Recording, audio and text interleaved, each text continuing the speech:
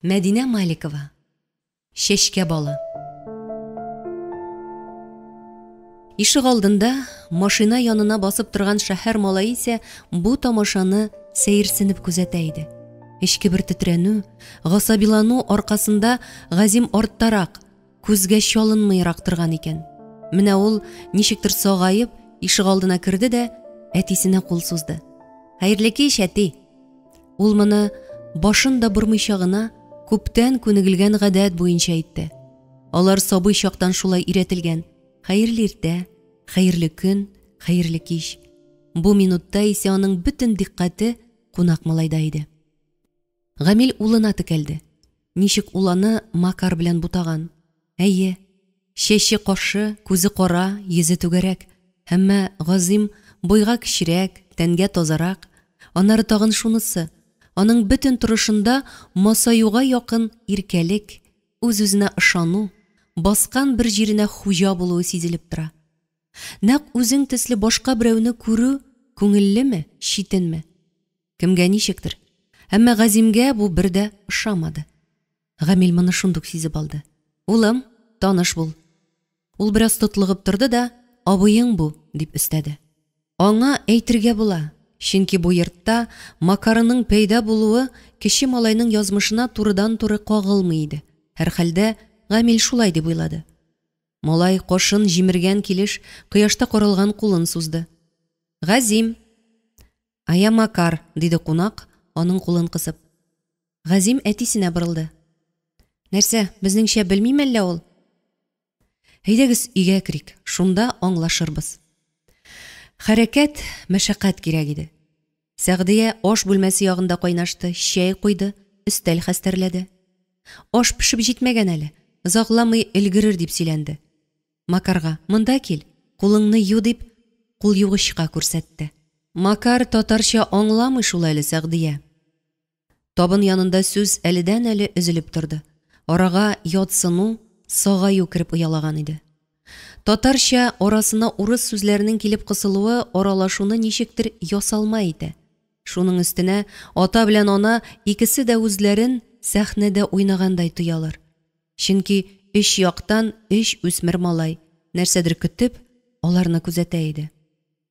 Моны юндырырга кирәк бит, диде Сәгъдия, Макарның өс башын күздән кичереп. Мунчада җылы су бар, чиста киемнәр бирермен. Табыннан туруга ул ашыгып бакча буена китте. Анда эленгән киемнәр янында бер мизгелгә генә тукталып калды. Кайсысын бирергә?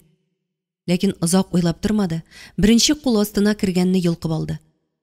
Малай исә юнудан баш тартты. Я чистый, диде түксегенә. Вчера мылся. Бу айда юынганга ошамыйсың әле син, диде Сәгъдия. Бу килеш йокларга ятмассың бит инде. Гамил малайны әйдәкләп ишек алдының түренә алып китте. Туалет менә монда, башта анда кирип чыгарга кирәк бит инде. Мунча алдына кергәч исә, гадәттәгечә аталарча катгыйлык белән. Дурака не валяй, ты не маленький, юлдан соң юынмый булмый, диде. Менә сиңа сабын, мунчала, шампунь, чиста киемнәр. Малай эскәмиягә утырды да хәрәкәтсез калды. Нишләп уеп утырасың? Чишен. Макар теләр-теләмәс кенә тельняшкасын баш аркылы сыдырып алды. Арык ак күкрәгендә кара бауга асылынган ак тимер тәре күренде. Гамилнең башыннан кайнар су койдылармыни? Чукындырганнар. Малай трикосын салганда, ала-кыла хаки трусигының балагы сыдырылып китте дә, көмеше күренде. Ул сөннәтсез иде. Әти кеше башын иеп, авырттырып ирнен тешләде. Аркаңны юышыммы? Ясам. Гамил чыгуга артыннан шилт итеп килә эленде. Әйе, бу малайны үзеңнеке итү өчен, туганнары белән дуслаштырыр өчен бик нык тырышырга кирәк булачак иде. Бәлки, бу мөмкин дә түгелдер. Бәлки, сыңдыр. Идәгеләр генә түгел, авылның башка малайлары да бар бит әле. Әйе, Нурулла абый 1000 тапкыр хаклы. Киңәшләре дөрес. Уйлар нәрсәләр, хәл кыласы мәсьәләләр бихисап. Ләкин ата кешенең хәлен аңлыймысың ул? Кирәкми беркемнең дә киңәше. Йөрәк ни кушса, шул булыр. Кире керергә дә, газиз балаңның куе чәчле башын күкрәгеңә кысып сыйпарга, кулларың белән назлап сыйпап тәнен чистартырга, тәмле татлы сүзләр белән күңлендәге кирне юып алырга. Гамил борылып ишек тоткасына тотынды. Улым, аш әле. Что еще? Сказал же тебе, я сам, дип кычкырды малай ишек аша. Аңа бер кайчанда улларының булай тупас, дырфа җикеренгәне юк иде. Ләкин бу күңелне кайтармады, гайрәтне чигәрмәде, киресенчә, кызгану хисен тагын да көчәйтте. Мискин бала. Олы кеше белән ипле сөйләшергә дә өйрәтмәгәннәр бит үзен. Мондый тәрбиясезлеге белән кеше арасында ничек яшәр?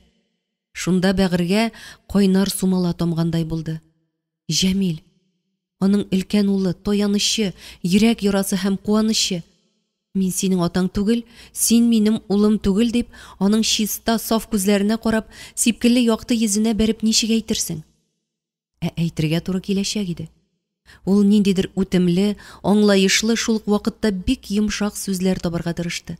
Ләкин асылы барыбер шул булачак бит инде. Синең әтиең мин түгел, Геннадий Харитонов икән бит. Әгәр Гамилнең үзенә кем дә булса, синең атаң Нәбиулла Гайнуллин түгел, анаң да Сания түгел. Син Харитоновлар баласы дисә, ни дип җавап биргән булыр иде? Көләр идеме, елар идеме? Әллә моны әйткән авызны йодрыгы белән тияргә ыргылыр идеме? Ләкин бу очракта ул явыз авыз әти кешенеке. Көлеп тә, сугышып та булмый. Еласаң гына инде. Анысы. Аннан да ошысы бар бит әле. Җәмил белән ни булыр? Аны теге ишеп тилергән Харитоновның хәерчилектән сасыган фатирына илтеп бирергәме? Эльзасы ни төследер әле тагын? Ишек төбендә Сәгъдия күренде. Ул елмаерга тырыша, ләкин аның күз төпләрендә шул ук кичерешләр чагыла иде. Я, әйт инде әйтәсе сүзеңне. Үзең аңламадыңмы ни әле? Сәгъдия карашын аска төшерде. Безнең малай бу, Сәгъдия. Теге чакта роддомда күрәсең, сез балаларны буташтыргансыз. Без? Кем ул без? Сез, аналар. Без балаларның аталары анда түгел идек бит. Син беләсеңме? Беләсеңме шуны? Без дә балалар белән бергә түгел идек бит. Ничек алай? Анда балаларны тугач та алып китәләр. Аннары? Нәрсә аннары? Аннары атна-ун көн буе күрсәтмиләр. Мин сиңа сөйләгән идем бит. Язып та җибәргән идем. Баланы имезергә бирмиләр дип. Гамил аның җилкәсе аша ияге белән булдырга таба ымлады. Алдының ачык ишегеннән ике малай, Җәмил белән Газим карап торалар иде. Нишлибез инде хәзер? Сәгъдия дә малайларга карады. Кисәсе аякны әзәзләп кисмиләр, диде ул.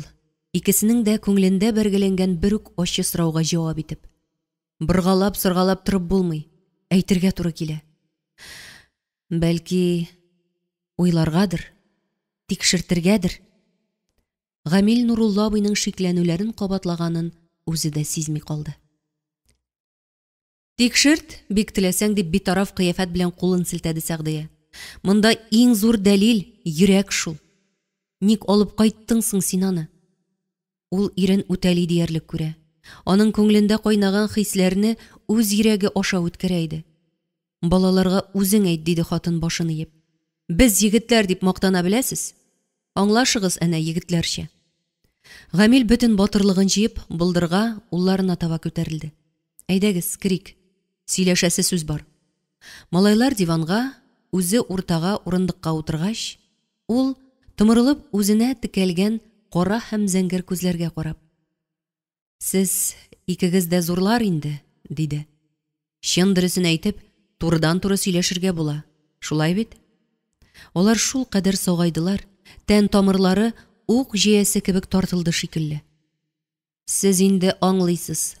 Кешеләр бик еш ялгыша, хаталана, үзләре теләмәстән бутала, буташтыра. Бер заман больницада ике малай бер юлы дөньяга килгән. Һәм аларны буташтырганнар. Әниләргә үз малайларын түгел, янәшә караватта яткан хатынныкын биргәннәр. Андый хәлләр китапларда да язылган. Укыганыгыз бар, шулай бит? Гамил шактый көтеп утырса да, җавап булмады. Менә безнең белән дә шундый бер буталчык хәл килеп чыккан, дип авырлык белән дәвам итте ул. Ничек инде алай, диде Газим. Китапларда борынгы заманны язалар аны. Кешеләр 40 яшәгән чакны. Анда кайсыдыр корольләрнең балаларын юри бутаганнар. Хәзерге заманда врачлар ни караган? Судка бирергә кирәк, утыртып куярга. Судка бирергә була, ләкин ул көнне кире кайтарып булмый, диде Гамил. Малайларны алыштырганнар. Шуннан соң 14 елга якын вакыт узган. Шуннан, диде Җәмил, зәңгәр күзләреннән чәчрәп тамарга торган күз яшьләрен кирфеге белән селкеп төшерергә дә онытып. Шуннан малайлар үскән, егет булганнар. Хәзер менә беленде. Ничек беленде, дип сикереп торды Газим. Каян беленде? Кем әйтте? Чыннан да, кем әйтте? Кем? Минем йөрәгем дияргәмени? Макарның тавышын ишетү белән үзем аңладым дип әйтергәме әллә? Ләкин ул чакта тавышны кайда, ничек ишеткәнеңне дә сөйләргә кирәк булачак бит. Анысын әйтергә әлегә һич ярамый. Бу малай безнең улыбыз булып чыга. Сезнең бер туганыгыз. Ул сезнең, диде. Җәмилнең күзләрендә әрнү аша гаҗәпләнү чагылды. Кемнең сезнең? Җәмилнең туганы булып чыкмый бит бу табылдык. Әти кеше моны нечкәләп торуны кирәк тапмады. Югалган туганның табылуы бик сөенечле вакыйга, дип дәвам итте ул. Улы бәйрәм. Без барыбыз да аны бик зурлап кабул итәргә тиеш. Әмма куаныч буласы урында бәгырдә сызлану ята. Аның ачысы башкаларның да күңеленә үтә. Өйнең һавасын агылы иде шикелле. Идәгә авыр тынлыкны бозып, капка ачылып ябылганы ишетелде. Кемдер булдырга күтәрелде. Өй алды аша узып, ишекне ачты. Кирергә рөхсәтме? Исәнмесез? Бусагада җиңсез чуар күлмәк кигән, карап торышка 40лар тирәсендә генә булса да, гәүдәсе күптән сылулыгын югалткан, җирәнсу вак бөдрә чәчле хатын күренде. Аның сулган йөзендә гаҗизлек галәмәтләре ярылып ята. Сул күз тирәсе яшелле-мешелле булып шишеп тора иде. Минем малайны сез алып киттегезме? Хатын саф татарча сөйләшә иде. Язу калдыргансыз. Кая ул? Аның артында Сәгъдия күренде. Син Эльза мәллә? Мине хәтерлисеңме? Таллыда бергә яткан идек. Малайларыбыз туганда. Сәгъдия мин. Әйе. Мин Эльза Харитонова. Ул кафедан кайтып кергәндә, Исрек Геннадий ярым үле хәлендә диванда гырлап йоклап ята. Макар исә өйдә юк иде. Тагын теге бандитлар беләндер инде дигән уйдан күз аллары караңгыланып китте Эльзаның. Өйдән чыкма, бер кая барма дип ни хәтле ялындым. Милициядән кичәгенә алып кайттым бит. Тәртип бозмас бүтән дип антлар ишә. Бу дуңгызы ишеп кайткандыр да, сугыша башлагандыр. Шуңа чыгып тайгандыр. Гаугалы тормыштан нервысы чамадан тыш какшаган, бик тиз ярсып китә торган хатынның дөньясы җимерелгән кебек булды. Ул сумкасыннан салкын кәтлит алып, Эличкага бирде дә, чарасызлыктан нишләргә белми артсыз урындыкка утырды. Урындыкның аягы сынык икәнен исеннән чыгарган иде. Йыгылды, шигәсе белән өстәл кырыена бәрелде. Авыртудан елап җибәрде һәм ни хикмәт, бу аңа үзенә күрә җиңеллек биргәндәй булды. Моны күреп, Эличка да шыңшый башлады. Хатын аны кочагына алып юатырга кереште. Әйт әле, кызым, абыең кая китте? Бер абый килде, абый алып китте. Нинди абый? Ни төсле иде? Зур абый, миңа кәнфит билде. Милиционермы? Ни булды икән тагын? Эльза кызчыкны идәнгә бастырып, милицияга барырга кузгалгач кына, өстәлдәге язуны күреп алды. Әни, мин аланлыкка киттем. Җиләкле урамындагы 28нче йортта булам. Син борчылма.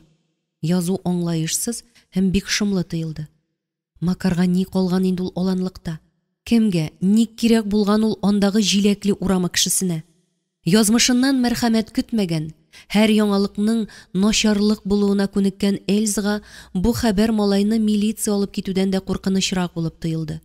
Я Раббым, бу заманда нинди генә хәлләргә юлыкмый үсмер балалар. Бигрәк тә малайлар.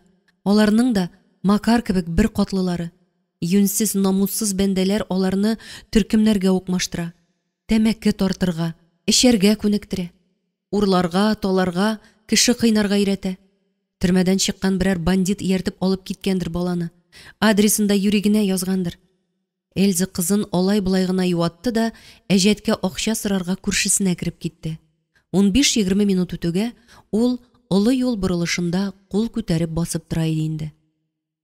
Юл буе пышаманда булды үзе. Аланлыкка барып дөрес эшлиме, әллә башта милиция белән киңәшәсе идеме?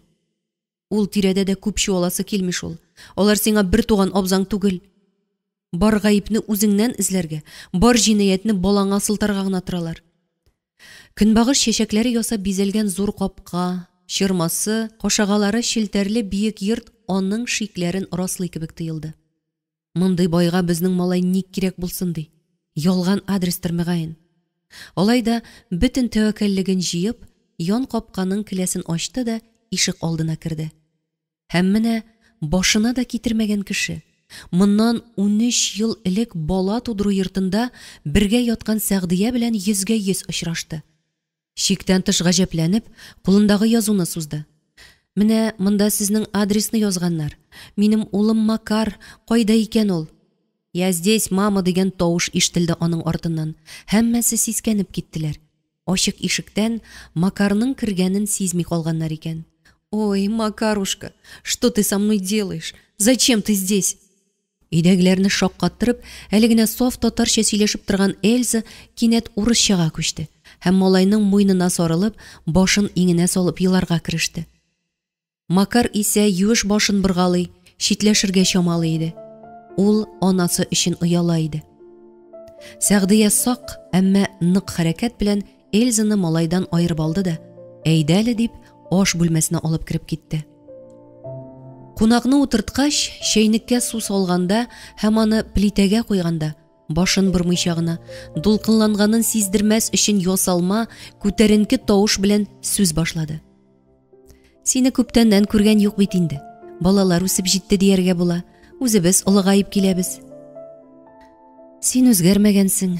Күрсәм, шундук таныр идем. Менә мин генә, дип эләктереп алды аның сүзен Эльза. Алар шулай иң авырткан җиргә тияргә курыккандай, бераз читтәнрәк әйләнгәләп йөргәндә иттеләр.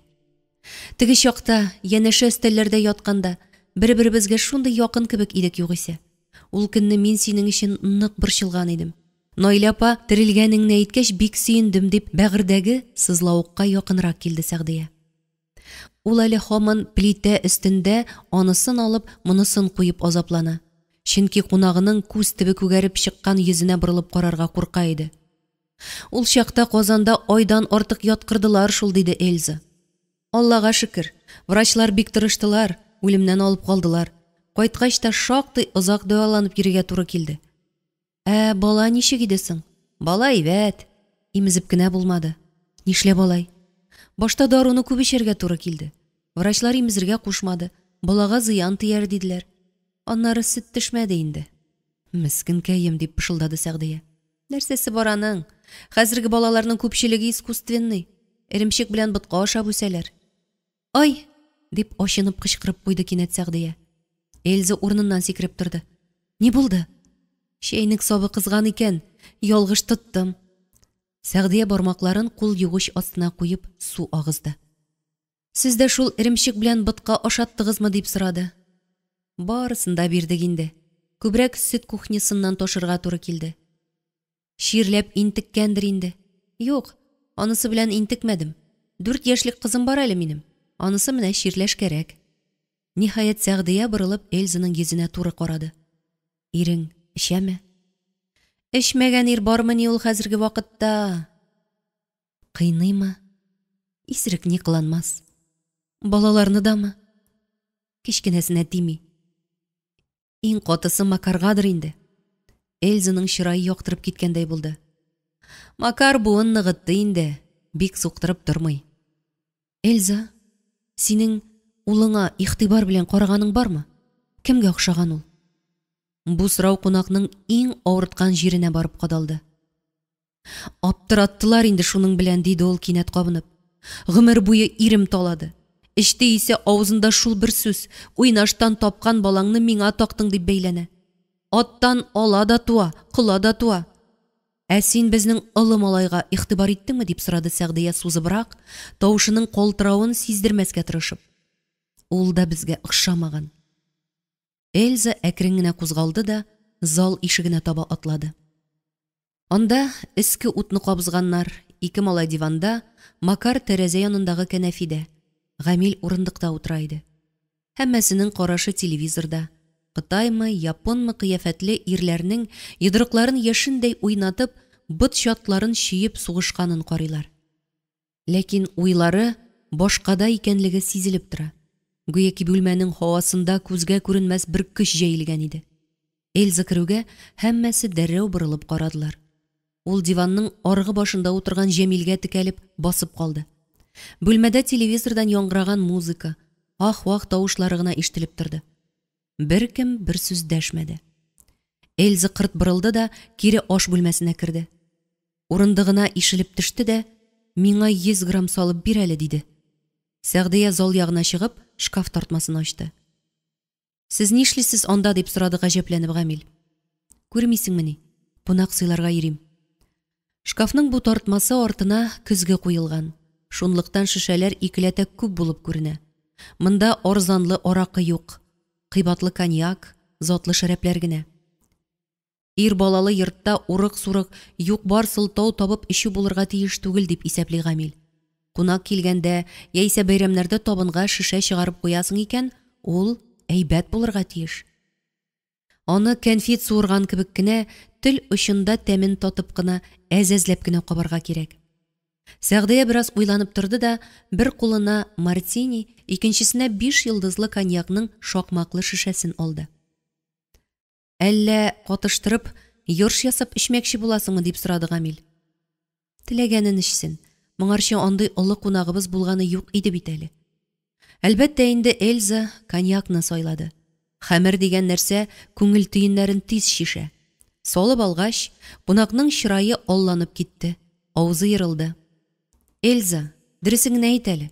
Син кырсак күтәргәндә дә шушлай салгалыйсыңмы?» дип туп-туры аның күзенә карап сорады Сәгъдия. «Әллә син мине эчкече дип уйлыйсыңмы?» Эльза хыйхылдап куйды. «Минем тора салып ялгызым эчкәнем юк. Табында, кунаклар белән генә». «Һәм туеңдамы?» «Туйда кем капмый инде? Анда бит атна буе табыннан кузгалмыйсың. Ачы да ачы дип кычкырып, кыстап торалар. Мин Геннадийны шунда беренче тапкыр исерек хәлендә күрдем. Эх, сал әле тагын берне».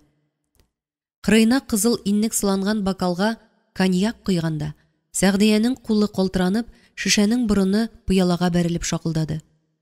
«Ә син ник эчмисең?» диде Эльза. «Минем белән эчәргә хурланасың мәллә?» «Син миңа карама. Минем ирем рульдә, үзеннән башка эчкәнне җене сими». «Кыйныймы?» дип өстәл аша башын сузып якын итеп сорады Эльза. Җавап булмагач, сүзне үзе дәвам итте. «Аны инде теләсә кемгә сөйләп булмый, сиңа гына әйтәм.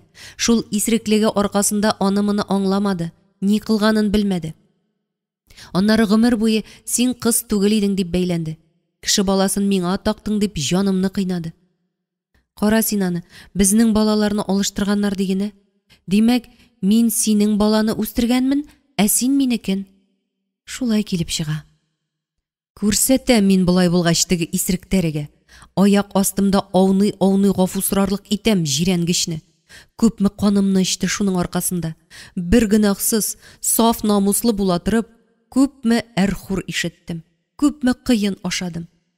Ул бокалдагы крәнсу кызгыл сыйыкчаны авызына куйды да, сауыттан кәнфит алып капты. «Бу таганнар, улым, балакаем». Ул сикереп торды да залга ымтылды. Диван арасына сеңеп бетәргә тырышкандай бирешкән Җәмилне кулыннан тартып торгызды да кочагына алды. «Сынок, золотко мое, кровинка моя, знаешь, кто я?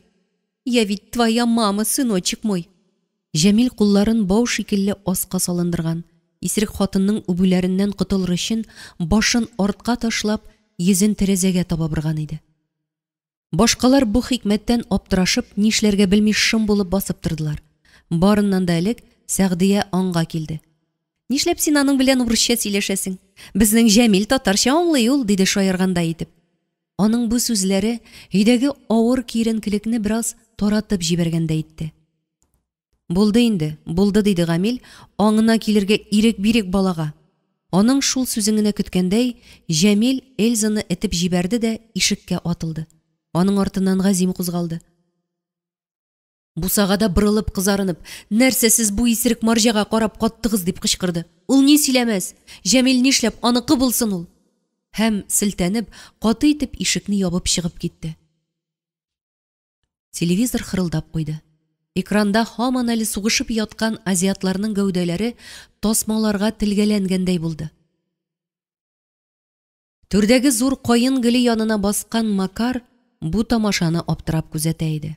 Ул да булмады, ян тәрәзәдән ат башы һәм Җәмилнең гәүдәсе чагылып узды. Тояк тыпырдаганы, капка шыгырдаганы, эт өргәне ишетелде. "Нәрсә? Әллә чыгып киттеме? Кайтасы бар бит", дип сөйләнде Эльза. "Алып кайтырга да теге кабахәтнең күзенә трәп бастырырга кирәк. Күрсен үзе безнең малайны. Гел атасы икән бит." "Борчылма, әллә кая китмәс", диде Сәгъдия. "Икәү бит алар. Газим аны ерак җибәрми. Әйдә әле тегендә керик, бераз тынычланыйк." Тагын бер авызына кыйгач, Эльза тәмам җибеп төште. Тамагына ризык үтми иде. Алдындагы тәлинкәдән ит калҗасын алды. Ләкин рәтләп ашамады. Шәйнәштерде генә. Ишек турына Гамил кирип басты. 13 ел буена чияләнгән төенне 2 минутта чишеп булмас.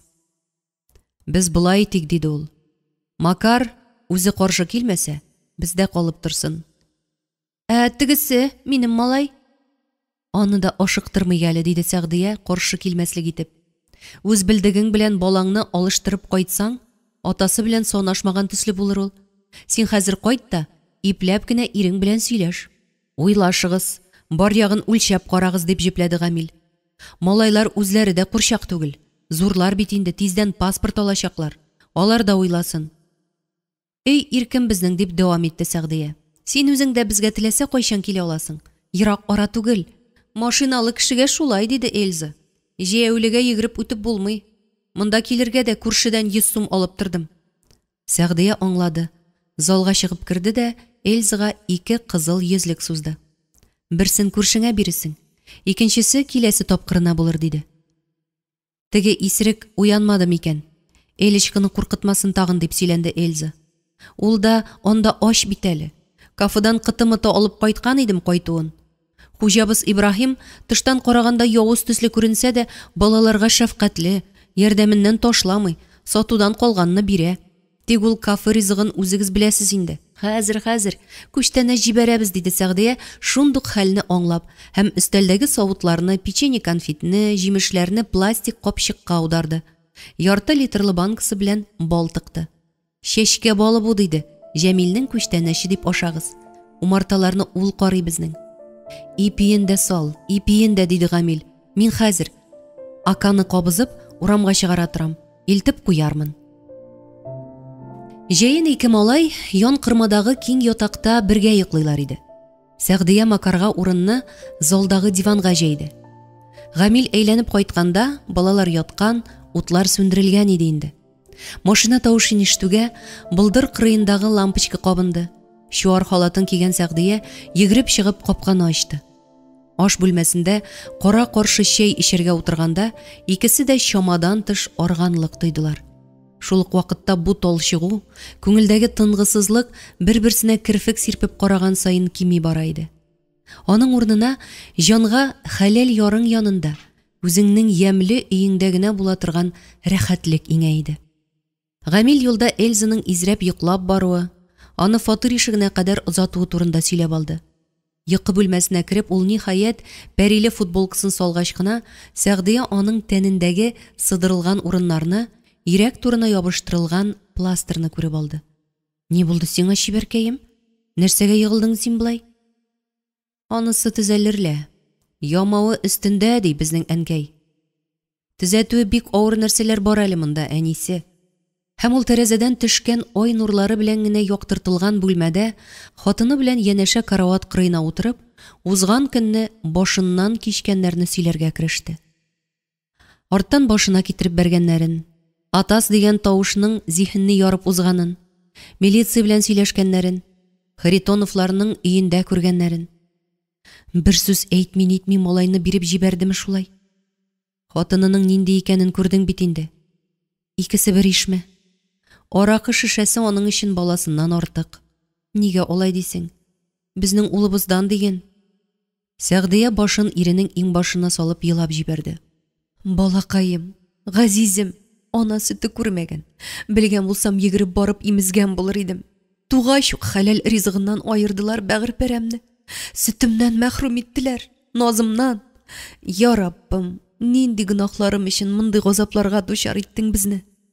Сәгъдиянең моңарчы бер кайчан да бу кадәр өзгәләнеп елаганы юк иде. Гамил аны иңнәреннән сыйпады. Йыла, әнисе, йыла. Йылысларыбыз алда тагын булыр кебек әле. Эй, Ходаем, эшләрендә ниләр кайный икән инде ул баланың. Бандитларга ияргән икән. Ниләр күрсәтер инде ул? Үзенә ниләр язган? Менә тагын хаста баланы дәваларга кирәк булачак безгә, диде Гамил, аның башын күкрәгенә кысып. Бусында инде тәне сырхавыннан түгел, җан чиреннән.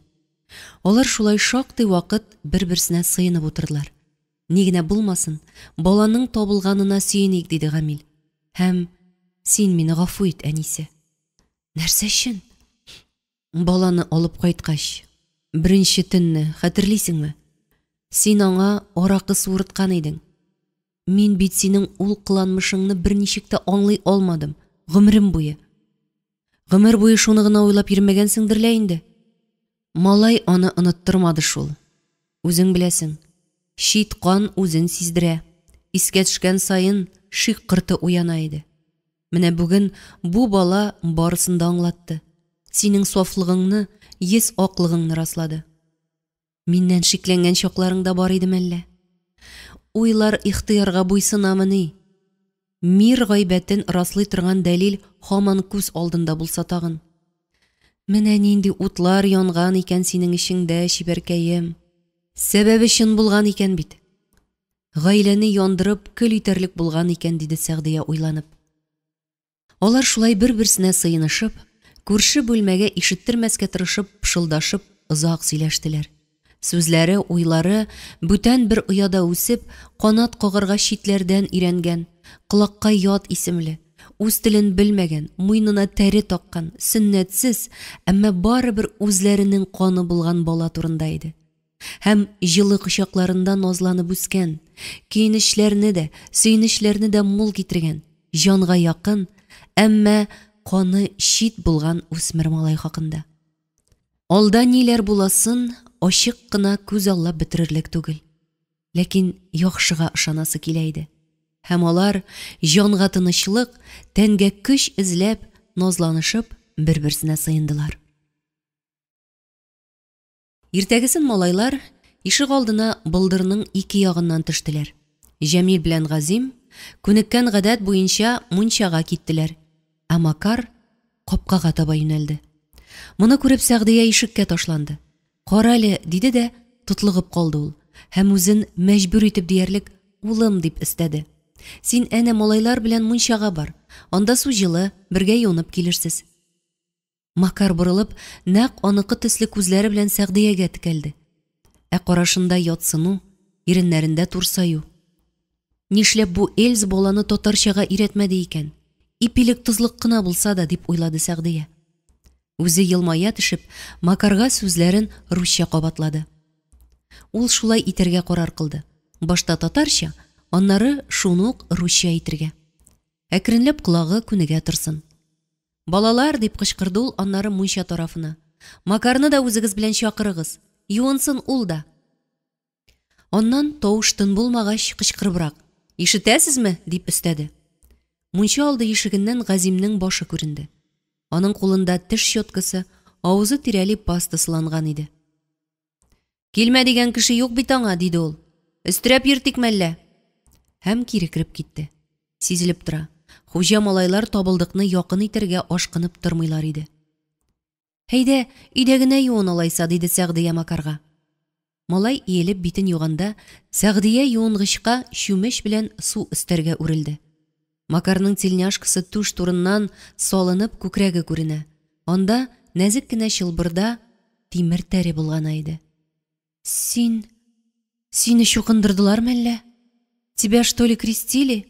«Да, в церкви». Меня бабушка сводила». «А мама что сказала?» «Она не знала. Это же в деревне было. Мин ауылга бияна кайткан идем. Шундагы ширкәүгә алып барды. Батюшка укынып, мине чаңга чумырып алды. Өегезгә кайткач, әниең бер сүз дә әйтмәдемени?» «Что она?» «Әти әйтте, тәрене салма торсын диде». «Ә син үзең соң дингә ышанасыңмы? Чукынасыңмы?» дип сорарга теләде Сәгъдия, ләкин тыелып калды. Маңгайга бәреп сорау кирәк микән? Үз-үзен тотышын, тәртибен карарга кирәк. Барысы да ачыкланыр. Сәгъдия урысчаны татар мәктәбендә өйрәнде. Аннары 5 ел Таллыда яшәгәндә чарлады. Кирәк җирдә әйбәт аңлаша, ләкин барыбер дә чын урыс марҗа кебек җиренә җиткереп әйтеп бетерә алмый. Җөмләләре төзек килеп чыкмаганын, акценты ярылып ятканын үзе дә сизеп тора. Ә үсмерләр аның ишедән көләргә маһир, яки зур гаепкә саный.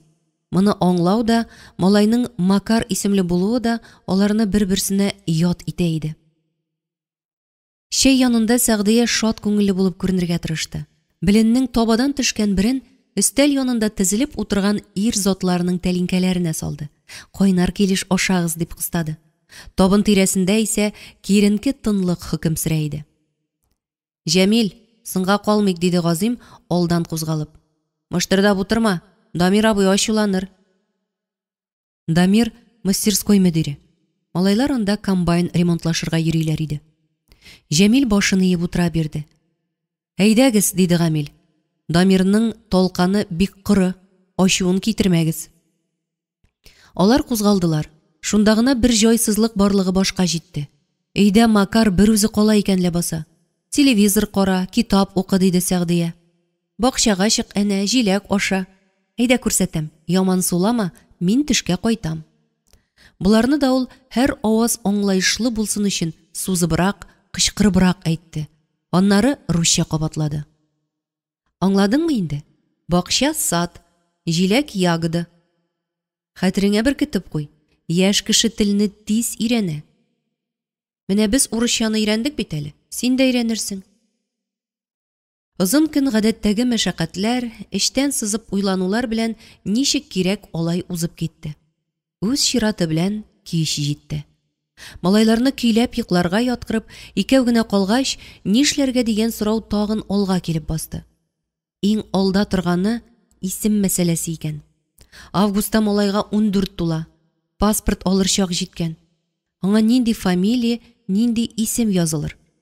«Минем балам Макар булып йөрмәс инде», диде Гамил. «Харитонов та булмас. Гайнуллин булыр ул. Гамил улы. Паспорт алганчы, моны аңа ныгытып сеңдереп куярга кирәк. Югыйсә үзенең ризалыгын сораячаклар». Макар урысларда иске исем бит инде. Хәзерге вакытта баласына андыйны кушканнарын ишеткән дә юк иде. Шул теге послалтуда «Куда Макар телят не гонял» дигән әйтемдә генә ишеткән бар. Урыслар борынгы исемнәрен бик саклый бит алар. Безнең татар гына ул Газиз баласына елга тау атамаларын куша. Лена, Амур, Луара, Байкал. «Юк, без алай итмик инде», диде Сәгъдия. «Үз каныбыз икән, үзебезчә булсын». Бабайларны, туган тумачаларны искә төшерделәр. Сабир, Шакир, Захир, Зиннур. Заманчаларны күздән кичерделәр. Айрат, Айнур, Илдус, Зирәк. Без монда әллә кайларда уралып йөрмик әле. Аның колагына ятышлыракны табарга кирәк.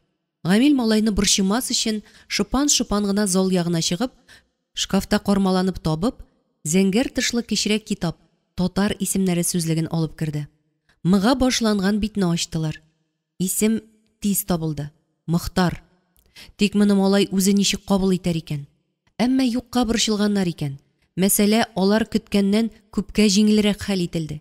Икенче көнне кич, малларны карап, ашап эчкәч, Җәмил белән Газим ихатада үз эшләре белән мәшгуль чакта, Гамил Сәгъдияне олы бүлмәгә чакырды. «Әйдәгез, эшебез утырышып сөйләшик әле», диде. Утырыштылар. «Без сиңа улым дип эндәшербез инде. Урысча сынок дигән сүз», диде Гамил. «Син каршы килмәссең бит? Ты не против?» «Мама иногда меня так называет», диде Макар. «Әни кайчакта миңа шулай дип эндәшә». «Димәк, синең колак аңа күнеккән инде», диде Сәгъдия җиңел сулап. Әгәр без сиңа Мохтар улым дип эндәшсәк, син үпкәләмәссең бит. Что это за кликуха такая, Мухтар? Бик борынгы исем ул, мәгънәсе дә бик матур, диде Гамил. Әнисе, алып чык әле китапны. Зәңгәр тышлы китапның кәгазь кисәге кыстырылган битен ачып күрсәттеләр. Менә монда язылган. Малай башын сузып карады да, татарча бит бу, диде. Сезнең мәктәптә татар телен бөтенләй укытмыйлармы ни соң, дип сорады Сәгъдия. Аңа татарларны гына мәҗбүр итәләр, ә булай теләгән кеше генә йөри. Син теләмисеңмени? Что я, дурак? Оставаться после 6 уроков на 7? Я Харитонов, русский. И отвали от меня. Соңгысы һич тә аның янәшәсендә утырганнарга түгел, Таллы мәктәбендәге укытучыларга юнәлтелгән иде. Малай шуларга ачулы.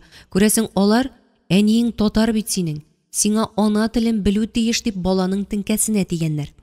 Сәгъдия иреннәрен кысып башын иде. Гамил исә бар сабырлыгын тупларга тырышты. Булай ярамый дип уйлады ул. Бөтен нәрсәне бер юлы булгаталар димени? Син дә инде, әнисе. Ләкин хатынына каршы әйтмәде.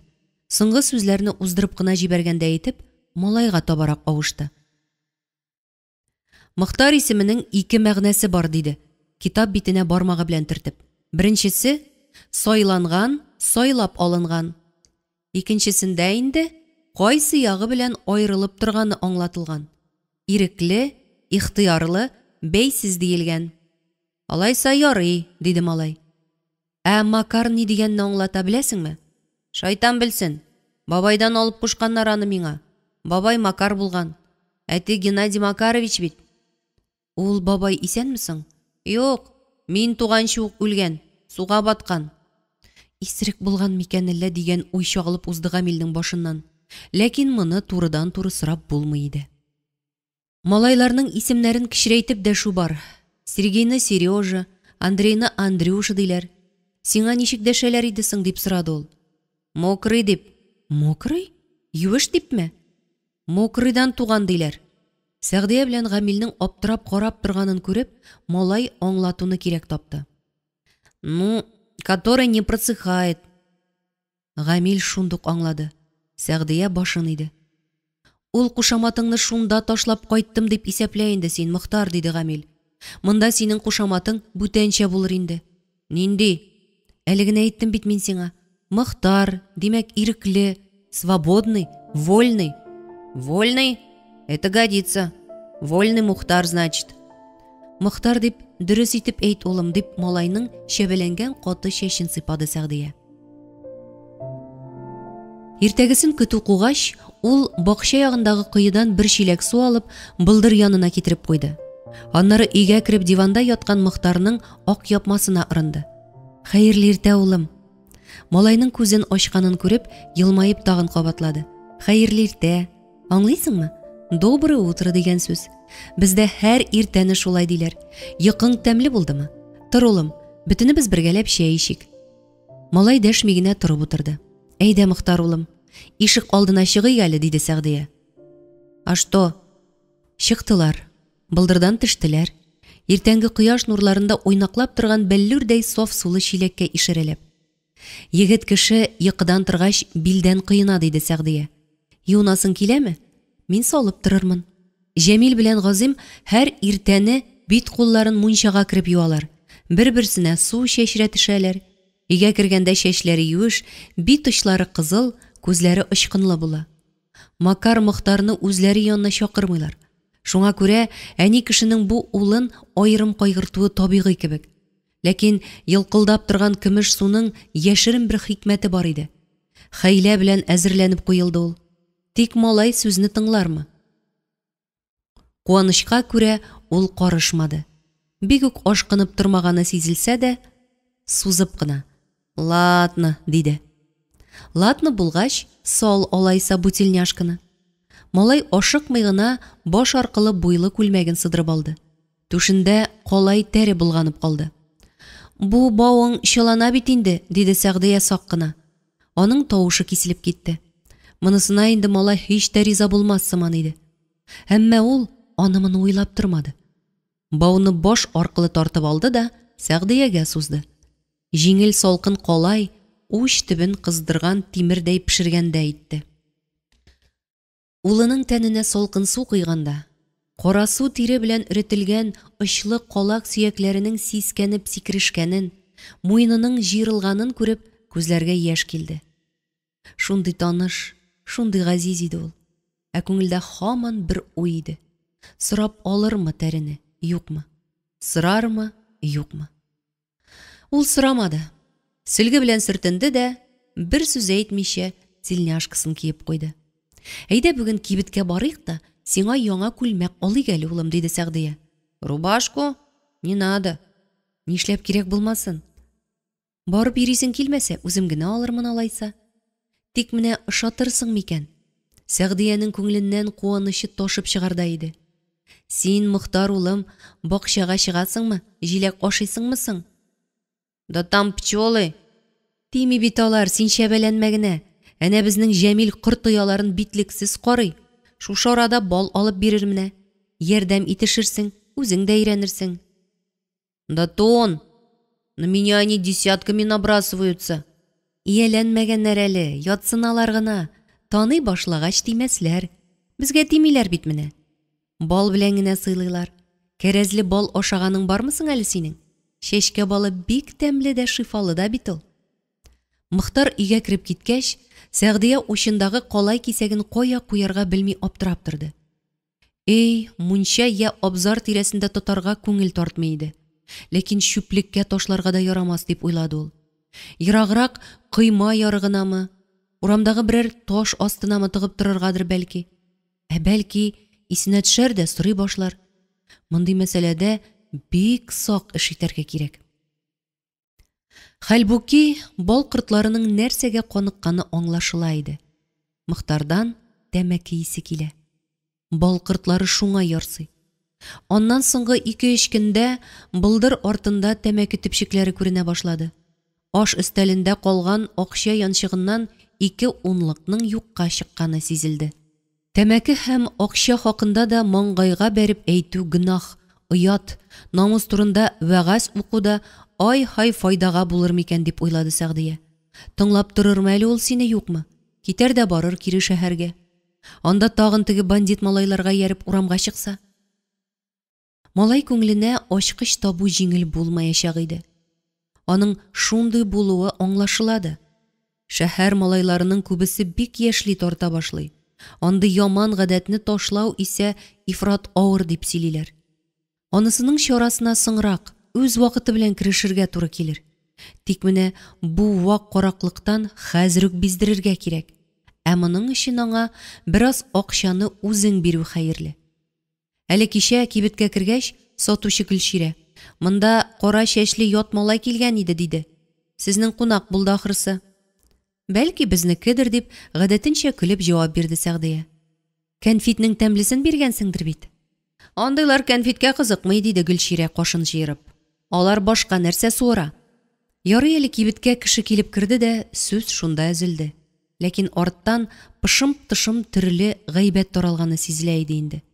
Мир авызын яулыгың белән томалый алмыйсың. Йөзгә бәреп, нинди малай ул сездә дип сораганнарга да дөресен сөйләп булмый. Ансат кына аңлатырлык хәл түгел. Хәер, алар кайгысы менә, өйдәгене җайларга кирәк иде. Шуны уйлады да Сәгъдия, эшкә чыгып киткәндә генә борылып: "Синең бәлки кибеттән берәр нәрсә аласың булыр", диде. Аннары җавап та көтеп тормастан, ян шкафның бер тартмасын тартып чыгарды да, андагы акча тиргәгеннән 3 унлык алып бирде. "На что?" дип сузды малай. "На всякий случай. Йөрсен шунда кесәңдә." Күңеле каралып бетмәгән әле баланың дип куанып уйлады Сәгъдия, ашыгып тыкрыкка борылганда. Шын бозылган булса, тиргәге белән кайрып алыр иде. Моннан ары кыек юлга кирмәс, иншалла. Монда тыныч бит. Шәһәрдәге кебек жулик бандитлар юк. Туганнары белән дә аралары җайланыр. Бер йортта яшәгән, бер табактан ашаган үз булмый калмас. Бәхеткә күрә, шуннан соң тәре хакында да сүз кузгалмады. Димәк, баланың муйнына гына тагылган булган, күңеленә кермәгән. Бик яхшы фал иде бу.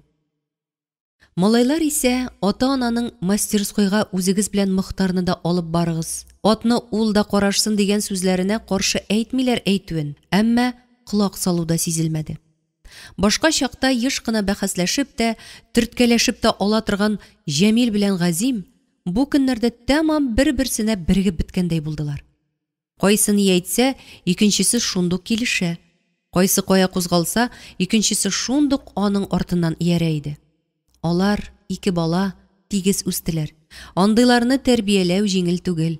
Ике малай икеләтә тынгысыз була. Еш бәхәсләшә, тарткалаша, сугыша. Шул ук вакытта бер-берсеннән башка яши дә алмый. Сөттәшләр иде шул алар. Ә сөттә шул игезәккә тиң. Ике бызау имезү сыерга да авырга туры килә. Каныңны суырып бетерәләр бит инде ди торганнар иде күршеләр. Сөтле сыерламыйын дип килә торган иде Сәгъдия. Артканын савып түгиммени? Олы улым зур мәшәкатьтән коткара мине. Ә кечесе олысын үстерергә ярдәм итә дип тә исти алыр иде ул. Әйе, чынлыкта Газим җирән башлы абыйсын сихәтләндерүдә ата-ана кулыннан килмәстәйне эшләде. Бу бик кечкенәдән сизелде. Газимгә 7 ай дигәндә Җәмил яшь ярымнан узган иде инде. Сәгъдия гадәтенчә аларның икесен бер юлы имезде дә идән келәменә утыртып куйды. Баксаң, бөтен уенчыклар Газим янына туры килгән икән. Менә ул аллы-гөлле шарларны шыгырдатырга тотынды. Ә Җәмил читтән бик кызыгып аңа текәлде. Кулларын сузды. Җитәрлек түгел. Әйтергә кирәк, Газим әкренләп үрмәли үк башлаган. Җәмил исә әле генә ныклап утырып, сыйык буынын тотарга чак өйрәнгән. Үрмәләүне исә бөтенләй булдыра алмас кебек иде. Ә шалтыравыкны аласы килә. Сәгъдия сабыйның чырайындагы кичерешләрне хайран калып күзәтте. Анда көнләшү, ымтылыш, курку һәммәсе бер юлы чагылды. Менә аңа тәвәккәллек бәреп чыкты. Ул бар көчен җыеп, һәр күзәнәген киренкеләндереп, кулларына таянды. Түшен алга шудырды. Эхелдәп, бер аягын тартты. Аннары икенчесен. Һәм булдырды. 3-4 тапкыр шулай талпынгач, кулы җитте. Бик авырлык белән кире турайып утырды да, нәни таякка беркетелгән кызыл шарны былгарга тотынды. Аның йөзендә балкыган куанычны, кинәнү тантананы сөйләп бетерерлек түгел иде. Ширдән котылу, зәгыйфлекне җиңү өчен иң беренче, иң кирәкле, иң шифалы дәва зур теләк, ихтыяр көче шул.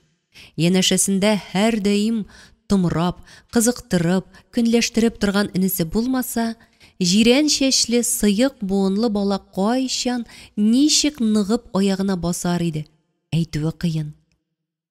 Алар укырга да бергә керделәр. Газим гел бишлеләр алып кайта, абыйсы исә өй эшләрен аннан күчерә. Ә инде әнисенә ярдәм итәргә дисәң, анысын Җәмил булдыра.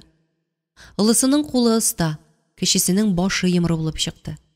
Хәер, уку мәсьәләсенә килгәндә, олы малай инесен узып китәм дип артык тартышмады. Бер заман укытучы Сәкинә аңа: "Нишләп син шул мәсьәләне дә шиша алмыйсың? Энең шатлатып әйтеп бирә бит" дип сорагач, малай аңа: "Ә син үзең К700-ны да йөртә алмыйсың әле" дип җавап биргән. Әтиләре К700 тракторында күп эшләде. Шуңа күрә малайлар кечкенәдән ул Тимертау белән идарә итәргә өйрәнделәр. Бигрәк тә Җәмил маһир булды.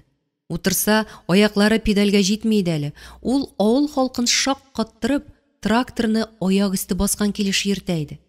Күрше малайлары аларга еш керә.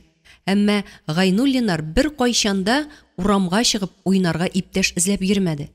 Әгәр аларның берәрсен кыйнарга дип килеп ябышсалар, икенчесе аны теш тырнагы белән яклады. Гомумән, алар өчен урам киң, дөнья иркен һәм түгәрәк иде.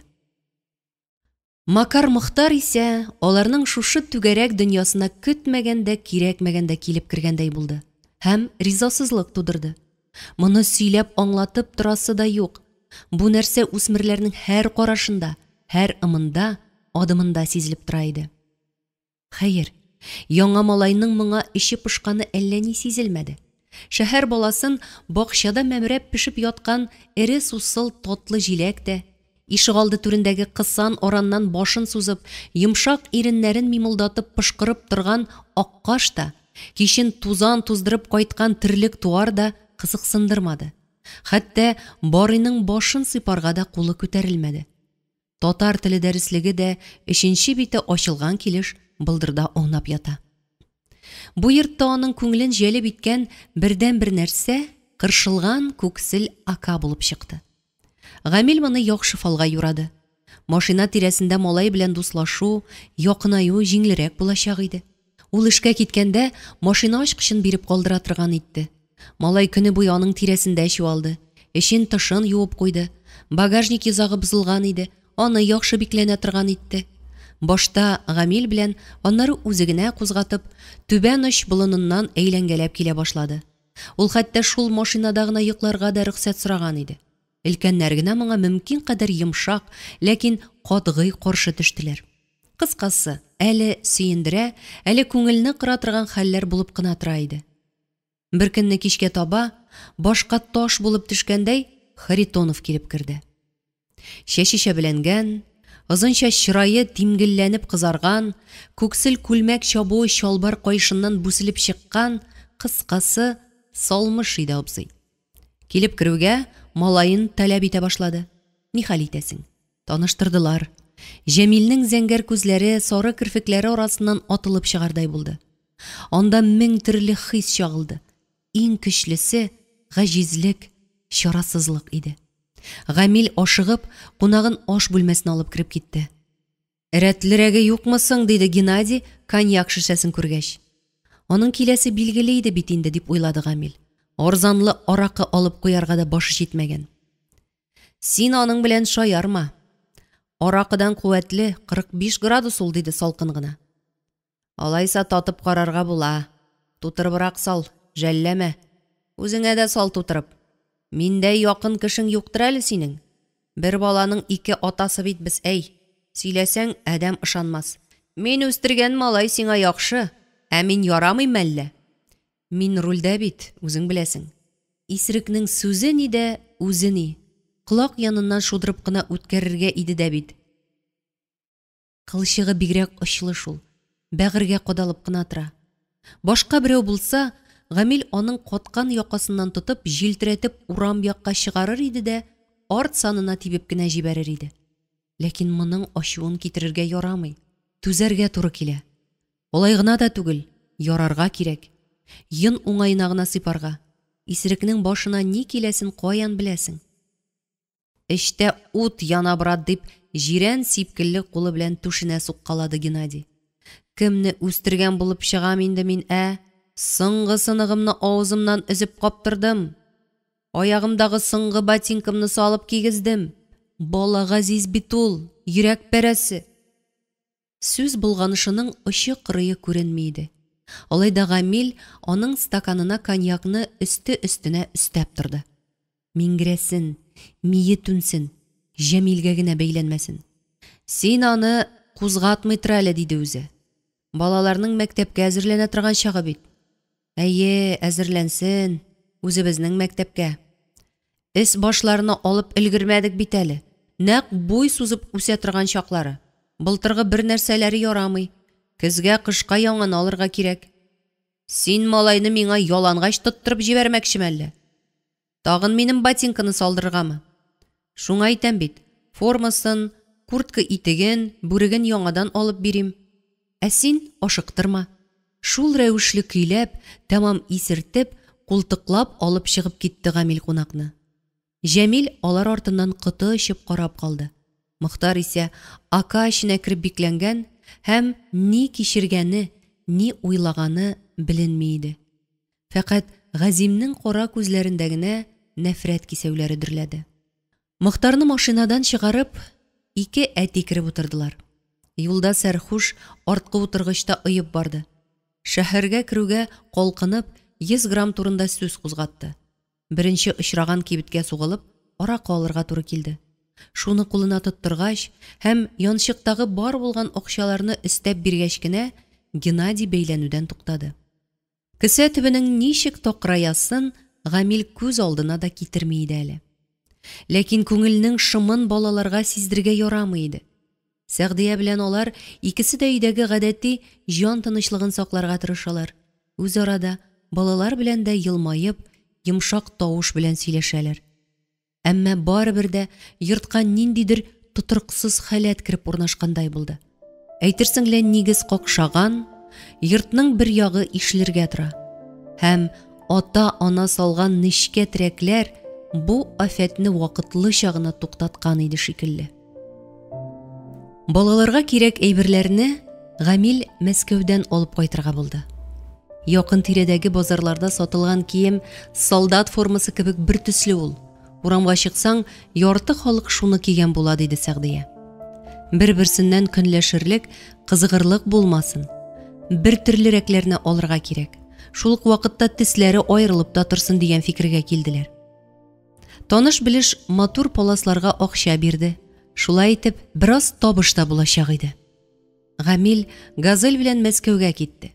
Иптәшкә Мохтарны үзе белән алмакчы иде, малай гадәтенчә башын уңга борып, читкә карап өзеп, "Бармыйм", диде. Бу гаҗәп иде. Ишендә җаны булган үсмер Мәскәүне күрүдән баш тартамыни? Нишләп улым? Дөнья күреп кайтырсың. Күрәсем килми. Үгетләү ялынудан мәгънә юк. Аталарча ныклык белән үз сүзеңне итәргә дә иртәрәк иде кебек. Мохтарның булай тупас рәвештә каршы килүе беренче тапкыр иде. Гамил моны үткәреп җибәрергә булды. Башка чакта ул үзе белән Җәмилне алып бара торган иде. Озын юлда иптәш бик кирәк. Ләкин бусында аны алмады. Әгәр чыннан да алдагы көндә аерылырга туры килсә, араларына әкренләп суыта торуың яхшы. Ә бергә озын юл үтү ул күңелләрне беркеттергәннән беркеттерә бит. Шулай итеп, аңа ялгызы кузгалырга туры килде. Ә юл озын булса да, күнегелгән, таныш. Кичке якта чыгып китәсең, икенче көнне иртән Мәскәүдә буласың. Ярты көн базарда йөрисең дә, төштән соң кайтырга чыгасың. Гаи посты янындагы тукталышта берничә сәгать йоклап аласың. Аннары төнгә каршы тагын юлга. Җәйге төн кыска, юллар яхшы, кибетләр, кафелар еш очрый. Ләкин барыбер дә бик уяу булырга кирәк. Туктаганда милиция постлары тирәсенрәк елышырга. Барганда берәр КАМАЗ артына тагылырга. Кайчак юлга кодаклар ташлыйлар да, тегермәчеңне алыштырган арада кузовыңны бушатып алалар. Ярыйла син иелеп маташканда артыңнан килеп башыңа ырмасалар. Әллә нишләде бөтен дөньясы. Илнең уртасында, баш кала юлы буенда тулы бер авыллар узгынчы машиналарны толап көн күрә торган булып китте. Аның инде Рәсәй читендәге хәлләрне әйткәне дә юк. Әнә таныш шоферлар сөйли. Волгоград тирәсендә уяу булыгыз, талаучылар бар дигән игълан такталары эленеп тора икән. Элегрәк андый хәлләр турында китаплардан гына укый торган идек. Патша заманында кайбер авылларның урам капкасы янына дигет сылаган баганалар утыртып куя торган булганнар имеш. Мондагы халык юлчыларны талый дип шулай кисәткәннәр. Сәвит чиры балалары моны укып шакката торган иде. Менә килде заманалар. Андый кисәтүләрне тагын куйдылар. Зур такталарга ире хәрефләр белән акайтып язып. Шул тирәдә караклар барын тәгаен белгәч, ник соң аларны милиция җыштырып алмый микән? Бәлки көче җитмидер, ә бәлки талаганнан аларга да өлеш чыгадыр. Каян шул хәтле үрчеп өлгерде соң әле андыйлар? Олы юлга чыгып, кеше талаучылар. Нинди ояларда канат яра ул тилгән карчыгалар. Беренче карашка зыянсыз күренгән йомшак, мискин булып тоелган Харитонов кебек адәмнәрнең куышында түгелме? Алайда, элек барган чакларда күңел булай шомланмый, киресенчә иркенәеп китә иде. Ни генә дисәң дә, халыкның барчасы явызлыкка да, караклыкка бирелгән дип әйтү һич тә дөрес түгел. Күпчелеге намуслы хезмәт белән көн итәргә тырыша. Бер ара күп кырлар ташландык хәлгә килгән иде. Хәзер әнә һәр барганда яңарыш күзгә ташлана. Тигез булып күкрәп үскән иген басулары агарып килә. Ире яфраклы кукуруз кырлары, офыкка таба рәт-рәт сузылып киткән буразналарда бәрәңге, чигендер. Мохтарның мондый басу кырларны күргәне бар микән? Арпаны будайдан, кукурузны чигендердән айыра белә микән? Сахраларга алып чыгарга, башакларны учта уып, иснәтеп карарга кирәк булыр. Иле җире белән таныштырырга, хуҗа булу хисе уятырга. Әнә бит, иленә, үзенә хуҗа булырга тырышучылар җирне ничек матурлыйлар. Берәүләр юлны киңәйтеп, иркенәйтеп асфальт түши.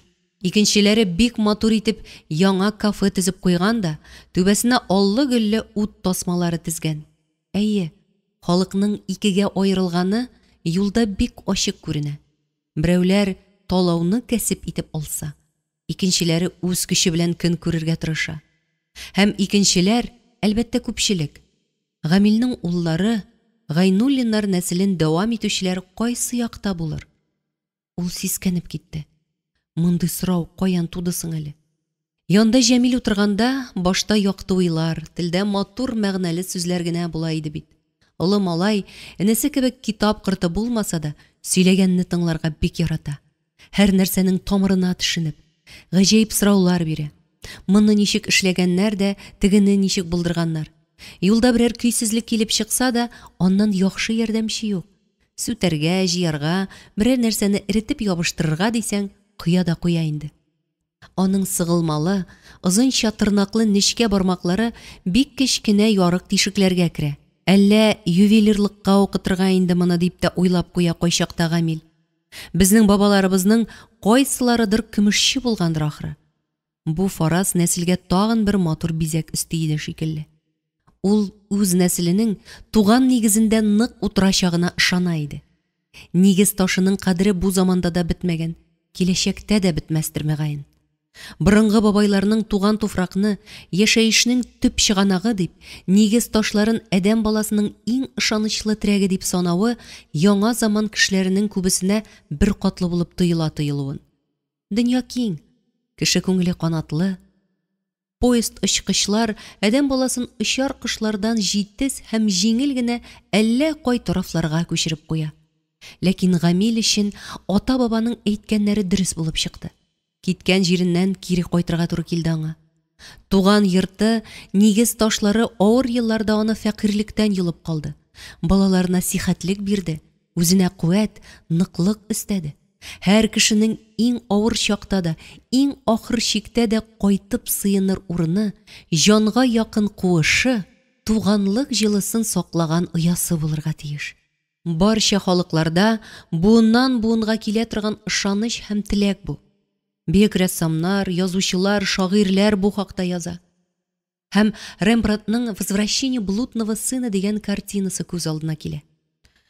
Гайнуллиннар оясының киләчәгенә төп өмет моңарчы Җәмилгә бәйле иде. Ул җир кешесе, оста куллы нык ир булачак. Кече малайны исә укытырга кирәк.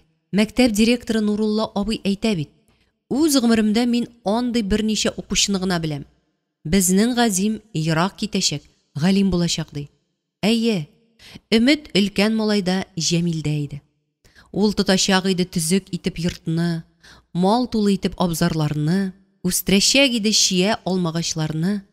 Ул сыпап, иркәләп эчерәчәк иде аккашны.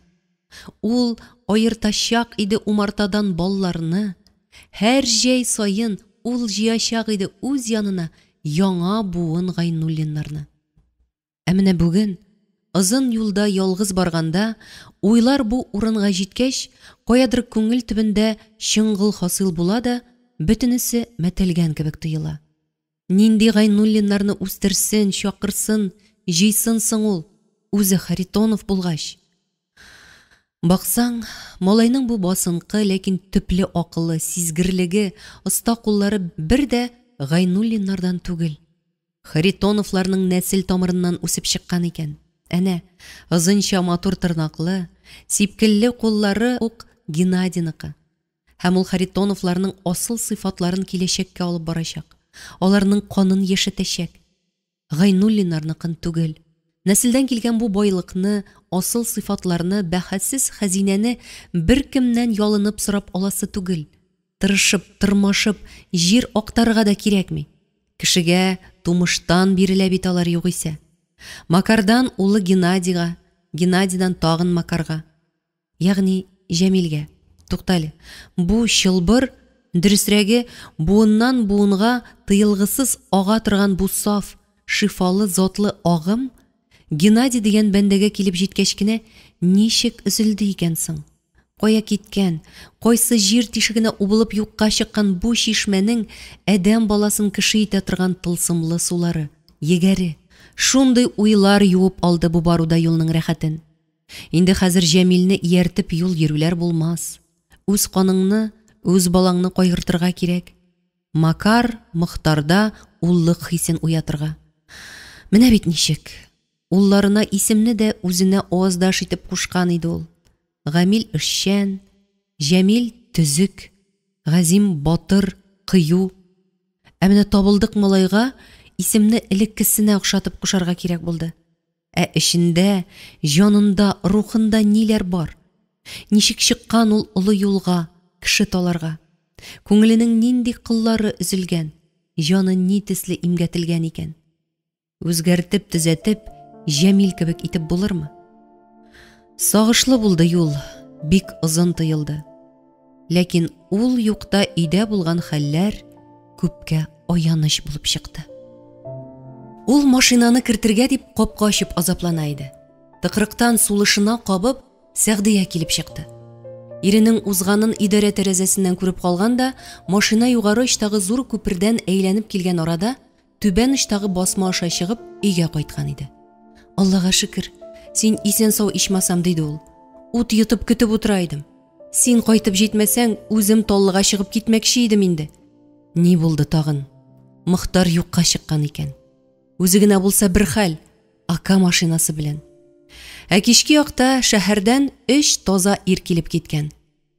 Макар аларның машинасын бәргән икән. Ә машиналары иномарка. Телефон номерларын язып калдырганнар. Шалтыратмый кала күрмәсен, суза башласа, без счетчикка куябыз дип бик каты кисәткәннәр. Үзе соң ничек, имгәнмәгәнме? Беренче сорау шул булды. Мин больницага шалтыратып белештем инде. Больницага эләккәнмени? Монда килгән егетләрдән кайдалыгын белештем дә шалтыраттым. Хәле ничек диләр? Мие җиңелчә генә селкенгән, имгәнгән җире юк, борчылмагыз диделәр. Гамил машинасын урамда калдырып, өйгә керде дә телефон төймәләренә кәгазьдә язылган соннарны баскалады. Трубкадан карлыккан тавыш җавап бирде. Кем шалтыратканны белүгә, яшь солдат алдында команда биргән ефрейтор катгыйлыгы белән: "Син, кореш, монда кил әле", диде. Күзгә күз сөйләшергә кирәк булачак. Гамил исә таллыга баруга, хастаханәгә юнәлде. Андый чакта ятлар каршына барып басканчы, якын кешеңне тыңларга, нәрсәнең ничек булганын аннан ишетергә кирәк. Малай 6 кешелек бүлмәдә, ишек янында ята. Кергән чыккан һәркем аның какшау тимер караватына ышкылып диярлек уза иде. Тәрәзәдән ерак булганга, бирегә җәйнең яктысы яме килеп җитми шикелле. Аның урынына коридордан хастаханәгә генә хас тынчу, затсыз искрә, караңгылык саркый иде. Хастахана адәмнәрне тигезли, кечрәйтә, басынкыландыра. Малай диварга карап яткан иде. Аның саргылт ак күлмәге аркылы очлаеп беленеп торган калак сөякләрен күргәч, күңелне кызгану хисе көйдереп узды. "Как дела, Мохтар улым? Хәлләрең ничек? Борыл әле булай таба. Күрик, ни булды?" дип, Гамил карават кырыена утырды. Ул сүзләрнең шымасын, мондый очракта һәркем тарафыннан әйтелә торганын сайлады. Башка вакыттагы кебек, алдан татарча әйтеп, аннары тәрҗемә итеп тормады. Туп-туры урысча эндәште. Малай кинәт сиртмәдәй сикереп торып утырды. "А тебе какая забота? Что тут околачиваешься? И какой я тебе улым?" дип кычкырып ук җибәрде ул, һәм идәнгә төшеп басты. Гамил дә күтәрелде. Малай аның белән тигез булу, күзләренә туры карау өчен аяк очларына күтәрелеп, башын артка чиде. "Тынычлан", диде Гамил. "Безгә ирләрчә сөйләшергә кирәк. А ты сам по-мужски поступаешь? Үзең соң ирләрчәме? Әгәр син булмасаң, гомумән бер нәрсә дә булмас иде." "Син мине гаепләмәкчеме?" Палатадагылар аларга гаҗәпләнеп текәлгәннәр иде. Моны күреп Гамил: "Әйдә чыгып сөйләшик", диде. Һәм кулындагы алма әфлисун бер шешә баллы су салынган капчыкны тумбочкага куйды. шыксыз киң һәм озын коридорның аргы башында бер аулак почмак булып, анда күксел клеенка җәелгән. Ауруларны операциядән соң күчереп йөртә торган тәгәрмәчле ятак тора иде. Алар шуның янына килеп бастылар. Булганып йөрисе түгел монда, диде малай аска карап. Килмәсәм яхшырак дисең инде, ә? Гамилнең сабырлыгы, йомшак тавышы салкын судай тәэсир итте. Малайның кикриге шиңә башлады. Башың бәрелгән диделәр. Авыртамы? Кая әле? Һәм Гамил малай читкә кайрылуга карамастан үрелеп, аның куе кара чәче аркылы башын капшады. Түбәсе ике төштә тавык йомыркасы хәтле булып күбеп чыккан иде. Нәрсәгә бәрелдең син булай? Капотка. Капотка? Ничек итеп? Алгы пыяла аша очып чыктыңмы әллә? Машинадан сөйрәп чыгардылар да. Шулай каты кыйнадылармы ни? Капотка бәрә-бәрә. Малай карашын читкә алды. Алар кулын эләксәң шул инде. Гаи кешеләренә әйттеңме соң? Минме? Гаигамы? Мөхтар аңа шак катып текәлде. Кыйнаганнарын Гаи беркетмәсенә яздырырга кирәк иде. Әник, соңыннан берәр җирдә тотып алып, салып таптасыннар өченме? Булай авыртмый инде. Күпереп чыккач, сызлавы бетте. Малайның ярсуы ничек көчле булса, шул кадәр тиз сүрелде дә. Гамил җиңел сулап, хәлнең ничек булганын сораштыра башлады. Машиналар ян белән генә ышкылып киткән икән. Аканың сул яктагы алгы канаты бөгелеп, тәгәрмәчкә ышкылган икән дә, ян пыяласы ватылган, капоты ишеге кылшайган. Тегесе иномарка булмаса, зур казага саналмас та иде. Әмма BMW ише машиналарның хакы үзенчә йөри шул. Иномарка белән чәкүшүнең ни икәнен руль тоткан һәр кеше яхшы белә. Ярый, мин хәзер үзем барып сөйләшермен алар белән, дип урыныннан кузгалды Гамил. Макар турайып басты. Ник? Чакыралар. Нәрсәгә? Машина хуҗасы ла мин, шуңадыр. Малайның иң башлары курылып килде. Син аларга әйтмә, диде ул көчәнеп. Нәрсәне? Алар мине Харитонов Макар дип белә. Синең машинаны урлап алып киткән дип. Мин аларга шулай дидем. Син дә шулай дип әйт. Ник? Аңларга кирәк. Кешедән юкны алып булмый. Алар законны белә, аларда порядок. Димәк, Харитоновлардан күпне алып булмасын белгәч, тегеләрнең нәфесе чамасыз кытыра алмас. Инде Гамилгә тотынсалар, кинәнә шишендерәчәкләр.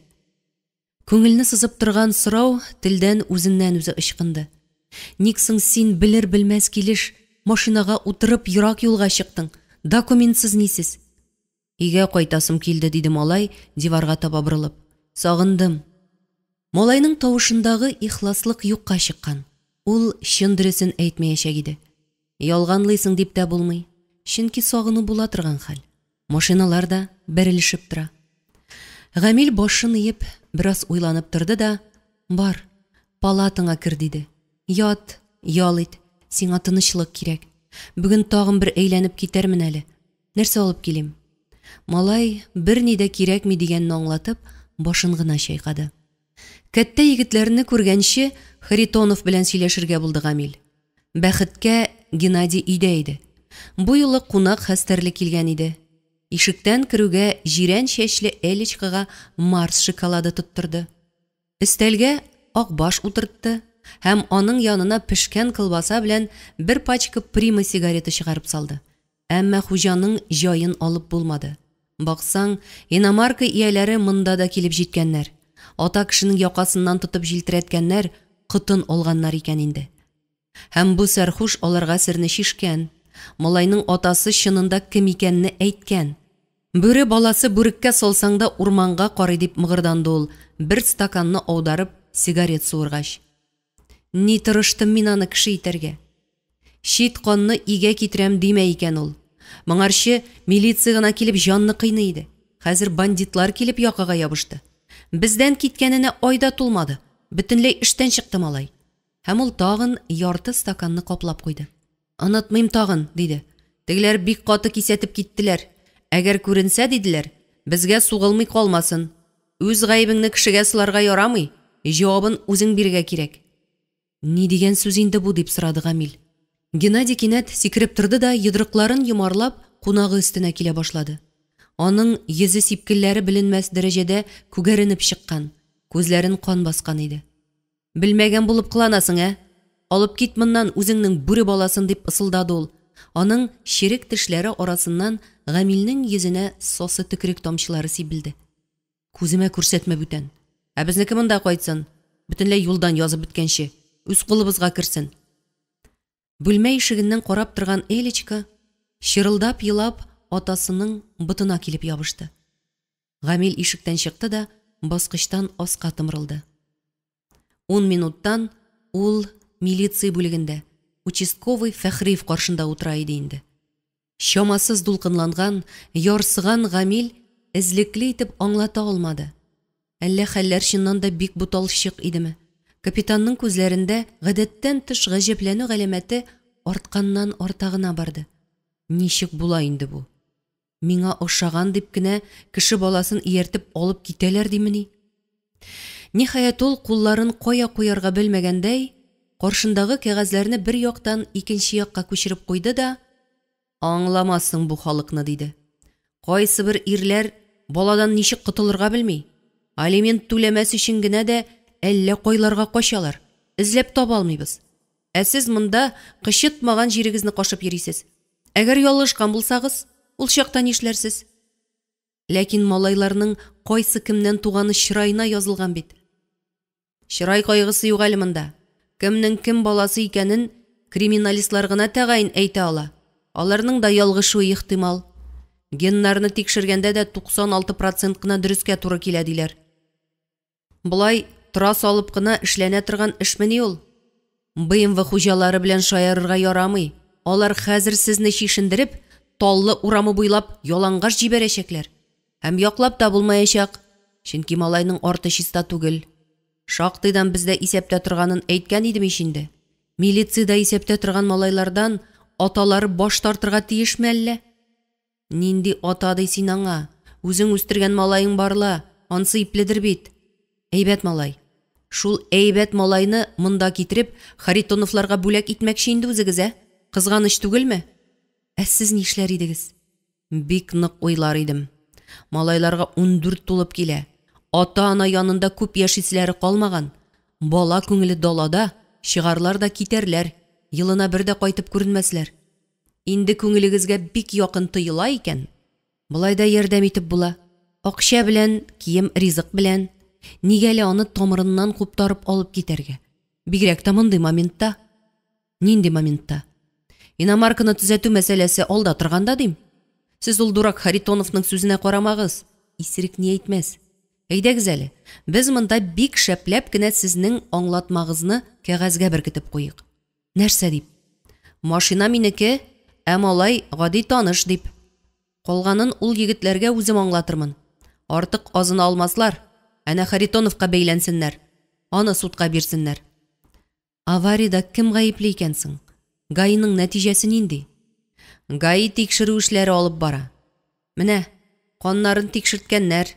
Наркотик тапканнар ул малайның каныннан. Героин кадаган булган. Гамил имәнеп китте. Ничек? Ялгышмадылар микән? Бәлки, БМВдагы егетләр белән саташтырганнардыр. Андыйны ялгышмаслар. Каны 3нче группа, уңай резуслы, дөресме? Һәм анысы наркотикның микъдары, шактый зур доза. Теге чакта караңгы ишек алдында арттан башка китереп бергәндәй булды бу. Аяк астында җир убылды. Дөньяны караңгылык басты. Үсмер малай наркотиктан исереп рульгә утырган икән, аварияны кем ясаганы билгеле инде, дип дәвам итте капитан. Уйла, егет, бик яхшылап уйла. Ләкин Гамил уйлар хәлдә түгел иде. Ул бер сүз әйтми кузгалды да чыгып китте. Күзенә туры карап үзеннән сорарга кирәк. Чын дөресен әйттерергә. Ул капитан яныннан чыгып, ничек машинага утырганын тоймады. Трамвай йөри торган олы урамга борылгач кына кая барганын аңлады. Улы янына, хастаханәгә ашкына икән. Үсмер малай белән нишләсәләр дә була. Бәлки, көчләп берәр нәрсә каптырганнардыр. Бәлки, башка берәр төрле буталчыклар килеп чыккандыр. Участковыйның сүзенә ышанасы килми. Акыл суга батканда соламга ябышкандай тотыныр нәрсә эзли иде. Чөнки баланың наркоман булуы һәлакәт. Аннан терелү юк. Андыйлар гаиләгә ачы хәсрәт, бөлгенлек кенә китерә. Үзләрен иртә үлем көтә. Мондый фаҗигаләр турында Гамилнең ишеткәне, гәзитләрдә укыганы бар. Әмма үз башына төшәр дип кем уйлаган?